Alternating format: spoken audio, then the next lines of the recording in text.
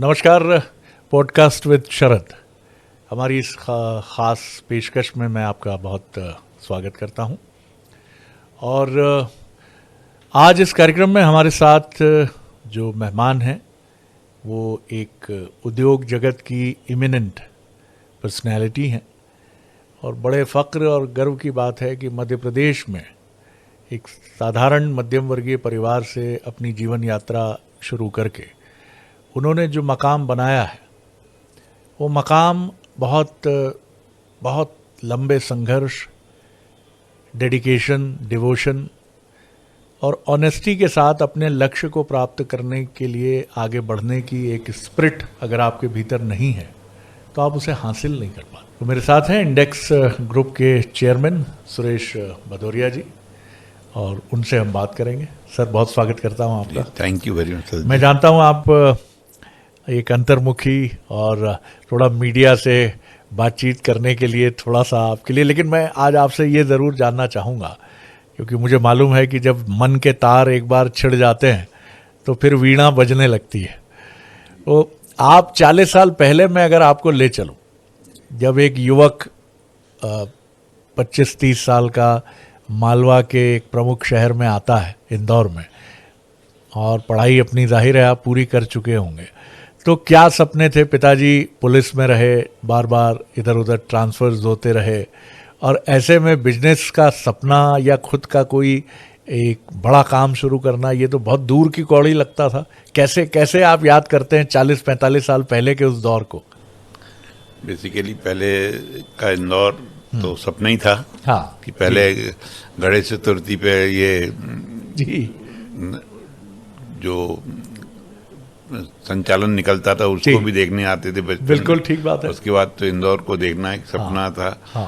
और साथ साथ आए, पहले तो एग्जामिनेशन में भी काफी टफ जॉब किया, यूपीएससी दिया, पीएससी दिया, उनका सक्सेस नया। तो आपने कोचिंग भी यहीं से की? कोचिंग तो नहीं की। हाँ, फिर आफ्टर फिर बिजनेस स्टार्ट किया। जी। मेरे फादर का फ्री एंड था हमारे ऊपर कि ठीक है, आपको जो करना है करिए, बिजनेस करना है बिजनेस करिए, सर्विस करना है सर्विस करिए, whatever you, up to you, कोई बाउंडेशन नहीं है। तो उसका मेरे को बड़ा अच्छा लाभ मिला। मेरे मदर फादर का आशीर्वाद रहा कि उन्होंने हमको फ्री एंड दिया कि जो आपको करना है, जो इच्छा में जो बिजनेस करना है वो करिए। तो उससे एक मनोबल हमारा बढ़ गया और पूरे परिवार का सपोर्ट और अदर मिलने वाले दोस्तों का, रिश्तेदारों का सपोर्ट मिला तो व्यापार बढ़ता गया और संघर्ष तो आते रहे, जीवन में बढ़ते गए और आज यहाँ हैं। जी।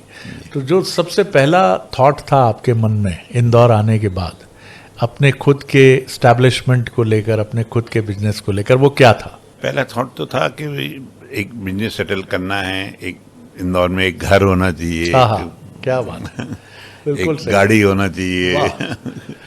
तो 45 साल पहले कौन सी गाड़ी थी आपके पास? 40 साल पहले इंदौर जब आए थे तब? मैं जब आया था तो मेरे पास एक एम्बेसडर कार की थी। मैंने अपने ओन पैसे से खरीदी, अपना बिजनेस से खरीदी। क्या कॉस्ट थी उसकी उस समय? उस समय उसकी कॉस्ट होगी कोई 45,000 रुपये। 45,000 रुपये? हाँ, एम्बेसडर की। जी। सेकेंड हैंड थी। हाँ। उसके बाद में थोड़े दिन बाद मैंने एक नई मारुति कार खरीदी, 800 की मारुति वैन। उस समय मारुति वैन होना मतलब बहुत बड़ी चीज होती, बड़ी चीज थी कि क्या मारुति वैन है। टेलीफोन है, बहुत बड़ी बात। लैंडलाइन, बीएसएनएल का फोन है तो बहुत बड़ी बात है। बीएसएनएल का फोन 30,000 रुपये मिलता था। जी, वो बड़ी बात है। तो बिजनेस करते हुए, स्ट्रगल करते हुए, और भगवान ने साथ दिया और ईमानदारी से बिजनेस किया, अच्छा किया तो बढ़ते गए आगे। तो पहला बिजनेस एजुकेशन से ही जुड़ा था कुछ, कोई कॉलेज? पहला बिजनेस होटल था। लीकर बिजनेस था मेरा। Liquor business. हाँ, तो फिर धीरे धीरे लीकर बिजनेस को कम कर दिया, होटल बिजनेस करके फिर एजुकेशन और हेल्थ सेक्टर में आ गए और उसको बढ़ाते गए। उसको अचीवमेंट मतलब जीरो से लेके टॉप तक ले गए, जो मध्य प्रदेश में, इवन वेस्टर्न पूरे इंडिया में कहीं नहीं है। वो सब चीज़ें आज हमारे एक ही कैंपस के अंदर सारी उपस्थित है। सर, आगे बढ़े, जब आप आगे बढ़ते गए, उस दौरान जब आप इंदौर आए थे तब मैरिज हो गई थी आपकी? हाँ, उसी समय मैरिज हुई थी। अच्छा, उसी समय मैरिज हुई। तो ये जो स्ट्रगल का जो फेज होता है, इस दौरान जीवन संगिनी का सहयोग और अगर सहयोग ना हो तो वो बहुत बड़ा ऑब्स्ट्रक्शन भी हो जाता है। उनका जाहिर तौर पर आपको सहयोग रहा, क्योंकि अंग्रेजी में कहते हुए ना कि हर सफल आदमी के पीछे एक महिला होती मुझे है। तो लगता है मेरी पत्नी का ही योगदान ज्यादा था कि जब अरे से वाह। शादी हुई तो हमारी किस्मत भी खुल गई। निश्चित तौर पर, निश्चित तो तौर उनका पूरा सहयोग रहा और पूरा मुझे मेंटल सपोर्ट हमेशा रहता था कि घर को कभी देखना नहीं पाता था। मेहमान आते थे जाते थे तो उन सबका खाना पीना रहने से लेके उनको लुक आफ्टर करने से लेके बच्चों को देखना, और कभी हमको ये अड्डल नहीं दिया कि कब आ रहे हैं कब जा रहे हैं, मतलब कि फ्री होके हम काम कर सके। नहीं तो शादी के बाद तो ऐसे ही लगता है, हर पत्नी को लगता है कि ज़्यादा से ज़्यादा समय हस्बैंड हमको दे। अब चूंकि वो स्टार्टिंग का दौर था, बिजनेस भी करना ही था, तो ये सब चीज़ें रहती थी, स्ट्रगल भी रहते थे, लेकिन पत्नी का साथ हमेशा साथ मिला तो वाह। आगे बढ़ते गए। उनका पूरा फुल एक्सटेंडेड सपोर्ट रहा। Full extended support. वाह वाह। मैंने सर जीवन में और मेरे साथ मुझे लगता है कि जो इस प्रोग्राम को देख रहे हैं, इस पॉडकास्ट को देख रहे हैं, जो ठाकुर कम्युनिटी से आने वाले लोगों को मैंने बिजनेस में और कामयाब बिजनेसमैन में कम देखा है, तो और हो सकता है मेरी जानकारी कम हो तो ऐसे लोगों की संख्या भी कम हो।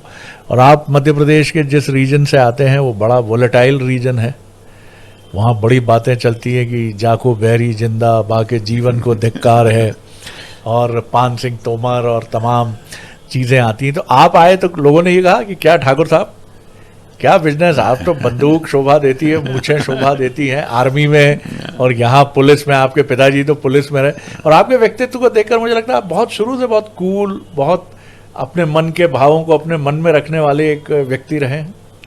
देखिए, अगर आपको कोई काम करना है, आगे बढ़ना है किसी भी क्षेत्र में, तो अपने आप को समझाना, अपना विल पावर को स्ट्रांग रखना और हर चीज़ को समझना।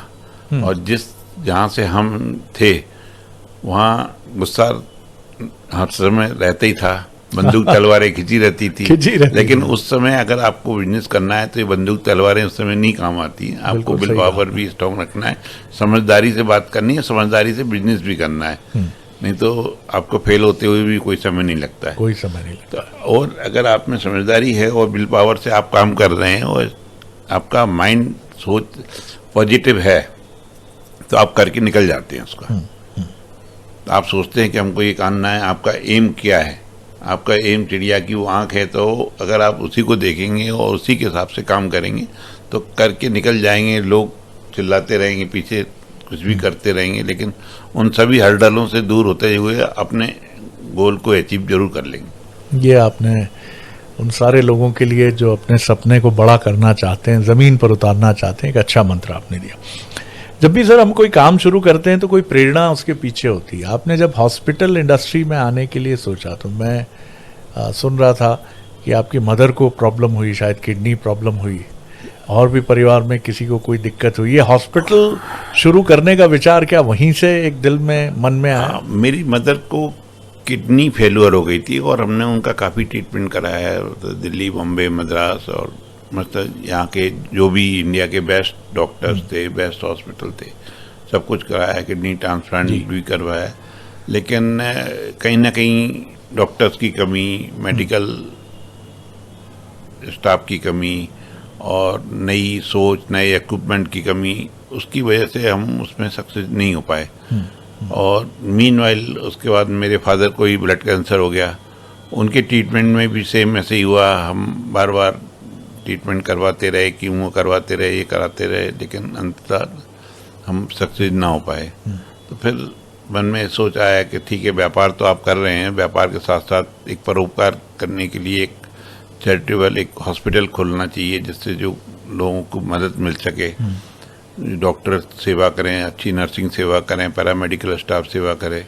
इसके लिए हमने हॉस्पिटल का 2005 में स्थापना की। इंदौर में सबसे पहले इंडेक्स हॉस्पिटल की स्थापना की।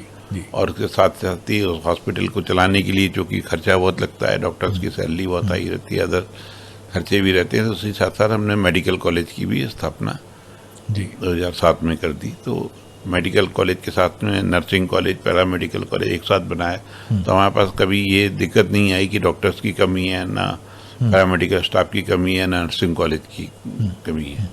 और उसके साथ साथ हमने एक स्कूल बनाया जिससे जो हमारे यहाँ की जो फैकल्टी है, उनके बच्चे हैं, अच्छे स्कूल में पढ़ सके, उनको अच्छी शिक्षा मिल सके, मतलब केजी से, क्योंकि उन टीचर्स को रखना भी, एक डॉक्टर्स को रखना भी कैंपस में एक बड़ा टफ जॉब है, क्योंकि उनको वो सारी फैसिलिटीज देना है जो उनको बच्चों को चाहिए। नहीं तो उनको रोक पाना भी, अगर सारी फैसिलिटीज नहीं है कैंपस में, तो आजकल डॉक्टरों को पेवेल काफ़ी है, तो अच्छी अच्छी जगह पसंद करते हैं, तो उसको रोकने के लिए हमने स्कूल की भी स्थापना की।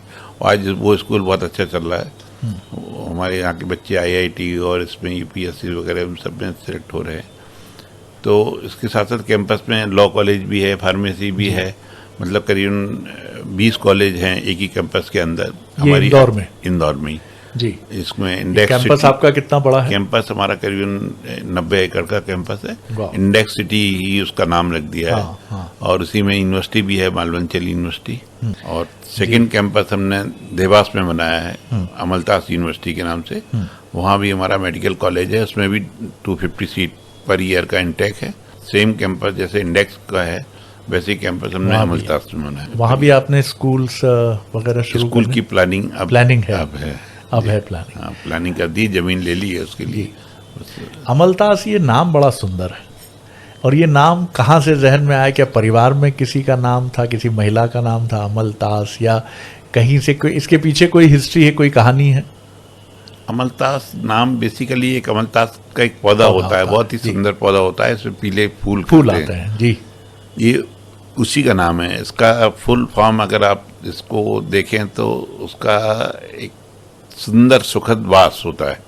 एक आदमी में अपनी एक अच्छी फीलिंग आती है, सुंदर सुखद वास। अच्छा, हाँ, मतलब अगर आप उसके कैंपस में आ गए, उसमें रहने आ गए या उसके आसपास भी आ गए, तो उसमें आपको एक फील होगा कि हम अच्छी जगह हैं, सुंदर जगह हैं, अच्छी वाइबिलिटी दिख रही है, अच्छी हवाएं हैं, अच्छी वो हैं और अच्छी जगह पे है। ये किसी ने आपको वास्तु ने या किसी ज्योतिष ने सजेस्ट किया था, या खुद मन से एक प्रेरणा हुई? ऑटोमेटिकली मन से एक प्रेरणा हुई कि लोग अपने नाम तो हमेशा ही रखते हैं कि हमारे नाम हो जाए, हम मदौरिया हैं तो इसका नाम ये हो जाए, उसका नाम ये हो जाए। तो हर समय अपना अपना ही नहीं देखना चाहिए। आप जो कर्म कर रहे हैं उस कर्म के हिसाब से ही सोचना चाहिए, और आप पब्लिक को क्या दे रहे हैं, लोगों को क्या दे रहे हैं, क्या अचीवमेंट दे रहे हैं, उसके हिसाब से सोचना चाहिए। तो हमने उसके हिसाब सोचा कि, और भाग्य और कर्म दोनों में आप इनके संयोजन को इम्पोर्टेंट मानते हैं, या आप मानते हैं कर्म अधिक महत्वपूर्ण है? कर्म, भाग्य उसी का साथ देता है जो सकारात्मक कर्म करता है। देखिए, भाग्य तो साथ देता ही है हमेशा, और भाग्य के साथ में अगर आप कम ना करेंगे तो भाग्य भी साथ छोड़ देता है। बहुत अच्छी बात है, ठीक बात। कर्म तो आपको करना ही पड़ेगा और करना ही चाहिए। अगर आप सोचेंगे कि हमको तो भाग्य है हमारा, तो हम ये हो जाएगा, वो हो जाएगा, तो वो भाग्य भी कहता है कि जो कर्मशील लोग नहीं है उनको भाग्य भी साथ नहीं देता है।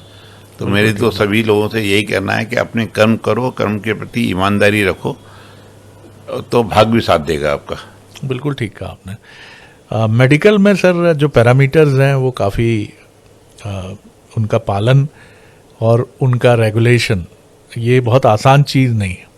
इंडियन मेडिकल काउंसिल की तरफ से समय समय पे गाइडलाइंस परिवर्तन, आपने इसको कैसे मैनेज किया, किस तरह से कि आज आप सेंट्रल इंडिया में या वेस्टर्न इंडिया में आप सबसे अधिक सीट्स लेकर आगे बढ़ रहे हैं एमबीबीएस में? देखिए, कोई भी कर्म करने के लिए पहले आपको खुद सीखना पड़ता है कि आप उसको क्या करने वाले हैं। आपका गोल है कि जब मैंने मेडिकल कॉलेज स्थापित किया था, लोग हंसते थे कि ऐसा क्यों किया भदौरिया जी, तो कुछ हो गया है, पैसे मिट्टी में डाल रहे हैं, ये कर रहे हैं। लेकिन अगर आप उसको डिटेल में जाएं, उसकी डेप्थ में जाएंगे, कोई भी काम है, कोई भी काम छोटा बड़ा नहीं होता है, बड़ा भी काम है। तो आज लोग अंतरिक्ष में जा रहे हैं, अभी हमारे यहाँ शुक्ला जी गए हैं, तो कैसे गए हैं? उनका भी एक विल पावर था ना। ठीक बात, बड़ा छोटा कोई नहीं है, आप उसको डेप्थ में इतना समझिए। आज मैं नॉन मेडिकल होते हुए मुझे इतनी ज़्यादा है कि हर इक्विपमेंट के बारे में मुझे मालूम है, चाहे कैंसर से लेके टीबी से लेके कोई भी हो, हार्ट से लेके हमारे यहाँ सारी तरह की सुपर स्पेशलिटी, ये सभी सर्जरी होती, तो मेरे को सब मालूम है। तो कोई जब तक डेप्थ में नॉलेज होगी तो आपको कोई बेवकूफ़ भी नहीं बना पाएगा और आप उसको अपग्रेड हर चीज़ को कर सकते हैं। तो जब वो करते हैं तो समझ में आती है। आज IAS लोग हैं, आज इनका इस डिपार्टमेंट में ट्रांसफ़र करते हैं, कल उसमें करते हैं, तो सक्सेसफुली चलाते हैं लोग। ठीक बात तो चलाते हैं तो वो भी समझते हैं उस डिपार्टमेंट को, चर्चा करते हैं। तो आज जब वो कर सकते हैं तो अपन क्यों नहीं कर सकते? लेकिन उसके लिए एक डेलीगेशन चाहिए कि वो काम अगर आप कर रहे हैं तो उसको ठीक तरीके से करें। तो पहले आप मानते हैं कि इन डेप्थ नॉलेज कोई भी काम शुरू करना है तो उसके बारे में गहराई से आप जानकारी हासिल करें और तब आगे बढ़ें, पूरी डेप्थ के साथ, पूरी डेप्थ के साथ। हमने यहाँ अपना एक मैंग ब्लू वाटर पार्क भी है हमारा। अच्छा, मध्य प्रदेश का पहला वाटर पार्क है जी। जब उसका उद्घाटन हुआ था तो लोग कह रहे थे शहर में पानी नहीं है, महापौर जी आए उद्घाटन करने तो लोगों ने उनकी गाड़ी पे मटके फोड़ दिए। हो जी। वो मध्य प्रदेश का पहला वाटर पार्क है, अभी भी चल रहा है वो। और जब हमने उसको स्टार्ट किया था तो लोग सोचते थे कि भदौरिया जी तो मिट्टी में पैसे डाल रहे हैं। एक लोकतंत्र में ये चुनौती और बढ़ जाती है जहां अलग अलग मत होते हैं। हम ये नहीं कह रहे वो सही है गलत है, लेकिन उससे कई बार बड़ी चुनौतियां पैदा हो जाती हैं, क्योंकि एक व्यक्ति जो रोजगार भी दे रहा है, जो अपने प्रदेश के लिए अपनी क्षमता से आगे बढ़कर पैसा लगाकर, क्योंकि आपने जैसा बताया, बार बार आपने कहा कि लोग कह रहे थे मिट्टी में डाल रहे हैं पैसे, यानी उन्हें लग रहा था कि अब तो कुछ होना नहीं है, लेकिन भदौरिया साहब अपनी मेहनत से कामयाबी की तरफ बढ़ते चले गए। जी। कोई भी नई चीज़ देना है, नया इनोवेशन देना है आपको, तो अच्छा नया सोचना पड़ेगा आपको। बियॉन्ड द जो काम हो रहा है उससे ऊपर अपग्रेड होके सोचेंगे, अच्छे इक्विपमेंट लाएंगे, अच्छी नई चीज़ सोचेंगे। आज जब हमने वाटर पार्क खोला था तो उसमें मालूम ही नहीं था कि वाटर पार्क होता क्या है इंदौर वालों को। व्हाट इज राइट्स क्या होती हैं, समुद्र की लहरें क्या होती हैं, यहाँ सी तो है नहीं आसपास। लेकिन जब देखा स्टार्टिंग से ही तो वो क्राउड आया। सेम मेडिकल क्षेत्र में आए तो जब उसकी डेप्थ में गए तो हर चीज़ समझ में आने लगी। जितना ज़्यादा डेप्थ में जाते हैं उतना ज़्यादा इंटरेस्ट आता है और समझ में आने लगा तो बड़ा इजी लगने लगा। ऐसा नहीं। और जहाँ तक रूल्स रेगुलेशन फॉलो करना का है तो अपनी टीम लगा रखी है। रोज नियम चेंज होते हैं, उन्हीं के नियम के हिसाब से अपन भी चेंज होते रहते हैं, उसको अपडेट करते हैं। इंफ्रास्ट्रक्चर, इक्विपमेंट, फैकल्टी में कभी कोई कमी लगती नहीं है, तो कोई कमी होने का सवाल ही नहीं। हमको कभी टेंशन ही नहीं रहता इस बात का। बिल्कुल। और आपको जानने वाले कहते हैं आप टेंशन करते भी नहीं, और शायद तनाव प्रबंधन की एक प्रणाली आपने डेवलप की। इसका भी कुछ रहस्य बताइए कि ये जो स्ट्रेस मैनेजमेंट है ये कैसे कर सकता है व्यक्ति? हमारा जो भी स्टाफ है, करीब 10,000 लोग इंडेक्स में हैं, 5-7 हज़ार अमलतास में हैं। हम उन सबको यही बोलते हैं, कभी स्ट्रेस रखो मत, मेरे सामने आओ, बैठ जाओ, क्या स्ट्रेस है, स्ट्रेस हमको दे दो, तुम अपना काम करो। अच्छा। तुम हमारी फैमिली हो, फैमिली की तरह काम करो, और जो स्ट्रेस है हमको दे दो, तुम्हारी जितनी भी प्रॉब्लम है हम सॉल्व करेंगे। तुम हमारे अमलतास परिवार में हो, इंडेक्स परिवार में हो, तो it's the part of our. आप जॉब नहीं कर रहे हमारे इसके सदस्य हैं, आप हमारे बिजनेस के क्या बात पार्ट हैं। तो लोग मन लगा के काम करते हैं। आप हमारे यहाँ देखेंगे 40-40 साल से लोग वही हैं, लोग काम कर रहे हैं, और ऐसे एक नहीं है, सैकड़ों में अनेक श्रृंखला है, सीरीज है। हाँ, सीरीज है। ऐसा नहीं कि वो स्किल नहीं है, स्किल नहीं होती हुई उनका जो डेलीगेशन है, जो भावना है, और जिस काम में भी लगा दो तो कभी उनका इनकार नहीं होता कि नहीं ये काम करना है तो वही काम करना है। मैंने ये भी देखा कि आपने जो भी काम चुना उसमें हॉस्पिटैलिटी ज़रूर इन्वॉल्व रही। एजुकेशन है तो ये भी एक सेवा का काम है, हॉस्पिटल तो सवाल ही नहीं उठता। और अब मैं सुन रहा हूँ कि आप बहुत ही देश और विदेश में अपनी बहुत ही प्रेस्टीजियस चेन के साथ आगे बढ़ने वाले कुछ होटल्स के साथ भी इंदौर में आने वाले हैं। हाँ, कुछ होटल्स हमने बना लिए हैं। एक हमारा महंग होटल है ही, अमलतास भी है, दिल्ली में भी होटल है, गोवा में रेडिसन होटल है। ये 3 होटल हम इंदौर में ला रहे हैं। एक विवांता ताज के साथ ला रहे हैं, एक हॉलीडे इन एक्सप्रेस ला रहे हैं, एक हयात होटल के साथ ला रहे हैं। साथ में एक इंदौर में एक सिटी हॉस्पिटल ला रहे हैं जी, Index City hospital, 300 bedded super speciality hospital. और ये सारे प्रोजेक्ट हमारे विद इन ईयर प्रारंभ हो जाएंगे। इसके साथ साथ 2-3 अदर स्टेट में भी हमने होटल फाइनल कर लिए हैं, वो भी नेक्स्ट ईयर पूरी संभावना है कि चालू हो जाएंगे।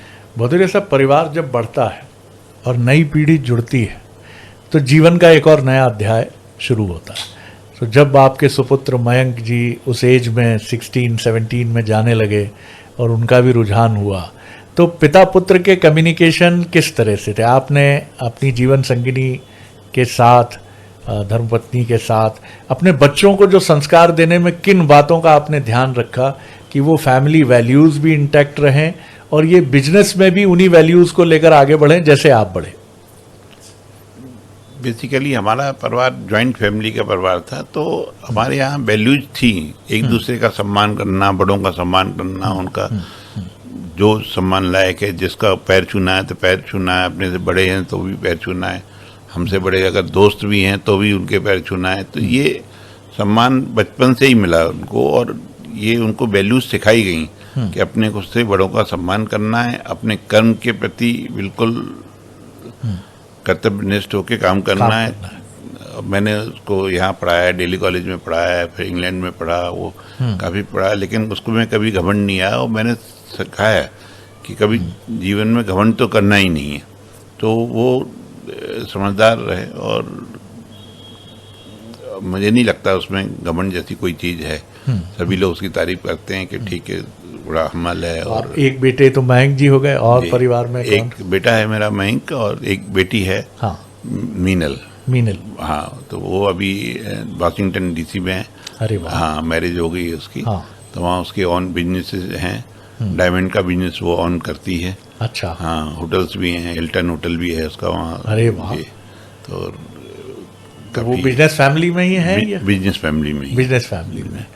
तो वो जो काम, जो बीज आपके हैं, उनको उन्होंने वहाँ भी लहलहा दिया है, वृक्ष बना दिया। हाँ, वो बिजनेसमैन की बेटी है, तो बिजनेस की तो जी हम कर रही है, पढ़ी लिखी है, वो भी इंग्लैंड से पढ़ी है। तो आजकल लड़कियों को भी अच्छा पढ़ाओ तो वो लड़कियां भी अच्छा काम करती है। अरे सर, बहुत आउटस्टैंडिंग। और मुझे लगता है कि अब ये राइट टाइम है जब लड़कियों के लिए, महिलाओं के लिए एक ज़बरदस्त ओपनिंग है अभी पूरी दुनिया में। जबरदस्त ओपनिंग है। और आज अपनी देश की राष्ट्रपति महिला है, फाइनेंस मिनिस्टर महिला है, जी जी, कई स्टेट्स में गवर्नर महिला हैं। तो हमारी दो सैन्य अधिकारी, कर्नल सोफिया कुरैशी और विंग कमांडर व्योमिका सिंह, दोनों ने ही कमाल करके दिखा दिया। पाकिस्तान को दिखा दिया कि इंडिया में हम लड़कियां और लेडीज क्या कर सकते हैं। और हमारे माननीय मोदी जी ने उनको फ्री हैंड दिया। ये मोदी जी बहुत धन्यवाद के पात्र हैं। उन्होंने अपनी सेना को भी फ्री हैंड दिया, प्लस इन लड़कियों पे इतना भरोसा जताया कि इतनी मुसीबत के क्षणों में भी इनको फुल फ्री हैंड देके, और उन दोनों लड़कियों ने भी, व्योमिका सिंह और सोफिया ने, वो करके दिखा दिया है एक ही झटके में कि जो कभी कोई सोच भी नहीं सकता। मध्य प्रदेश के मुख्यमंत्री भी काफ़ी इंडस्ट्री और बिजनेस के लिए कोशिशें उनकी चल रही हैं। अभी रतलाम में रीजनल इंडस्ट्री कॉन्क्लेव हुआ, इसके पहले ग्लोबल इन्वेस्टर समिट हुआ, प्रधानमंत्री आए, उसमें काफ़ी उनकी कोशिश है। और मध्य प्रदेश को ज़रूरत है सर एक पुशअप की इंडस्ट्री में। और मैं देख रहा हूं कि मोहन यादव जी काफ़ी कोशिश कर रहे हैं, चूँकि आप खुद एक बड़े बिजनेसमैन हैं। आप कैसे देखते हैं मुख्यमंत्री जी के एफर्ट्स को कि मध्य प्रदेश की तस्वीर और तकदीर दोनों बदली जाए? मध्य प्रदेश वालों की किस्मत अच्छी है कि हमको हमारे माननीय श्री मोहन यादव जी मुख्यमंत्री के रूप में मिले। उनका विजन बहुत अच्छा है। वो इंदौर, उज्जैन, धार और देवास को मिला के एक बेंगलोर की तरह मेट्रोपॉलिटन सिटी बनाना चाहते हैं। पूरे मध्य प्रदेश का विकास कर रहे हैं, और जितनी इंडस्ट्रीज अभी आ रही हैं, जितने बिजनेस मीट हुए हैं, तो मुझे लगता है कि आज की तारीख में सबसे ज़्यादा बिजनेस के सेंटर यहाँ स्थापित हो रहे हैं। मुझे नहीं लगता कहीं हो रहा है। और यहाँ हाथों हाथ लेटर मिल रहे हैं, उनको ज़मीनें मिल रही हैं, और उनका विजन बहुत अच्छा है, पॉजिटिव विजन है, और काम करने की नियति है, और काम करवाने की नियति है। वो दिन रात काम में लगे रहते हैं। उनका सोच बहुत अच्छा है। उन्होंने नदियों को जल संरक्षण कर दिया है, और जो पानी बर्बाद होता था वो सब नदियों में मिलके खेती की तरफ भी, इंडस्ट्री की तरफ भी, एजुकेशन की तरफ भी, हेल्थ की तरफ भी, हर क्षेत्र में वो बढ़ चढ़ के हिस्सा ले रहे हैं। नए नए मेडिकल कॉलेज भी खोल रहे हैं, और प्राइवेट गवर्नमेंट सभी खोल रहे हैं, हॉस्पिटल्स खोल रहे हैं। तो उनका हर क्षेत्र में बहुत ज़्यादा ही रुझान है। और उनका एक माइंड है जो डेवलपमेंट की तरह सोचता है, और उससे पूरे प्रदेशवासियों को बहुत ही ज़्यादा फायदा मिला है। जी, कंक्लूड करूंगा इस सवाल के साथ।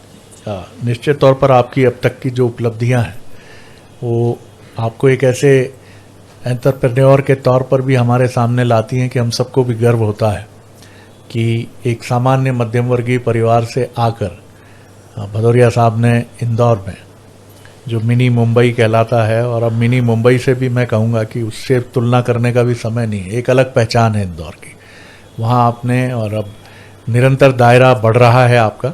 आगे और किन क्षेत्रों में आप प्रवेश करने के लिए सोच रहे हैं, और जैसा ये दायरा बढ़ते बढ़ते अब मध्य प्रदेश के बाहर भी जा चुका है, जैसा आपने हमें बताया गोवा में भी आपके इस्टेब्लिशमेंट्स हैं, तो और कहाँ कहाँ मध्य प्रदेश में और देश के बाहर आप सोच रहे हैं, और आपके सुपुत्र मयंक जी प्लान कर रहे हैं उसको?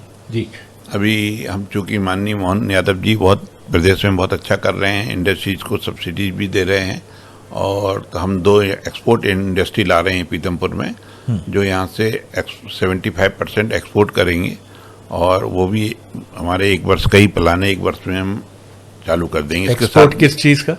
एक्सपोर्ट ये पैकेजिंग का एक्सपोर्ट होता है, जो बड़े बड़े जहाज को, बड़े बड़े ट्रक्स को, बड़े बड़े कंटेनर्स को एक साथ ही पैकअप कर देते हैं। जी जी जी। और उसको आप चाहें तो एक एक क्रेन भी उठा सकती है उसको। हाँ, इस टाइप की इतनी मजबूती के ये जाना जाता है। अभी इस तरह की कोई पैकेजिंग इंडस्ट्री पीथमपुर में नहीं है? पीथमपुर में है, लेकिन इस कैपेसिटी की नहीं है, और ये सारा मैक्सिमम एक्सपोर्ट ही होता है। इसमें 75% हम एक्सपोर्ट करेंगे और 25% हम इंडिया में सेल करेंगे, क्योंकि हमको इंडिया को भी, इंडिया के देशवासियों को भी आगे बढ़ाना है। कि ऐसा नहीं है कहीं भी वाटर प्रूफिंग टैंक लगाना हो, कहीं भी कुछ करना हो, टेंट लगाना, कोई प्रोग्राम है तो एक ही उसमें और 1 घंटे में आप उसको डेवलप करके लगा सकते हैं जी। अच्छा, एक तो ये चीज़ इसके साथ में रेलवे और आर्म्स फैक्ट्री के भी कुछ इंस्टरी इक्विपमेंट हम लोग, आर्म्स के वाह जी। तो उसकी यही पीतमपुर में प्लानिंग चल रही है, उनके ऑर्डर्स मिलने वाले हैं, उसी के साथ साथ ही हम उसी हिसाब से इंडस्ट्रीज को रन करेंगे। बहुत धन्यवाद करूँगा भदौरिया साहब, बहुत अच्छा लगा। एक सहज सरल व्यक्तित्व आपका और एक उसी तरह की बातचीत। बहुत ढेर सारी शुभकामनाएं हमारी तरफ से कि आपके जो मौजूदा एस्टैब्लिशमेंट्स हैं, एजुकेशन से जुड़े हुए, मेडिकल एजुकेशन से जुड़े हुए और होटल इंडस्ट्री से जुड़े हुए, और फोर्थकमिंग जो पैकेजिंग और आर्म्स उद्योग से जुड़े हैं, उनके लिए आपको ढेरों ढेरों शुभकामनाएं। तो ये थे इंडेक्स ग्रुप के चेयरमैन सुरेश भदौरिया जी। तो हमारे इस खास पॉडकास्ट में इतना ही। अगली बार एक और किसी पर्सनैलिटी को लेके आपसे रूबरू होंगे। नमस्कार।